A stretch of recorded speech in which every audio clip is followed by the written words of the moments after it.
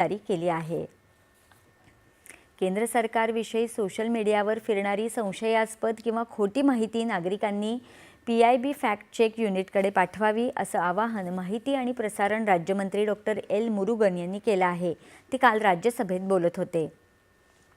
November 2019 मध्ये सुरू झालेलं हे युनिट तपासून खरी माहिती जनतेपर्यंत पोहोचवतं। अधिकृत स्रोतांकडून प्राप्त माहितीची सत्यता पडताळल्यानंतर फॅक्ट चेक युनिट समाज माध्यमांवर प्रसारासाठी योग्य असलेल्या सर्जनशील आशयाद्वारे जागरूकता निर्माण करतं। तपासलेली आणि खरी माहिती PIBच्या सोशल मीडिया खात्यांवर प्रसिद्ध केली जाते।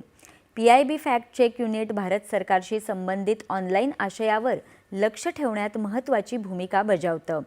ऑपरेशन सिंदूर दरम्यान PIB फॅक्ट चेक युनिटने खोट्या दाव्यांची त्वरित तथ्य तपासणी करून अधिकृत माहिती देऊन आणि अचूक जनसंवाद सुनिश्चित करून ऑनलाईन प्रसारित होणाऱ्या चुकीच्या माहितीला आणि द्वेषपूर्ण प्रचाराला सक्रियपणे प्रत्युत्तर दिलं।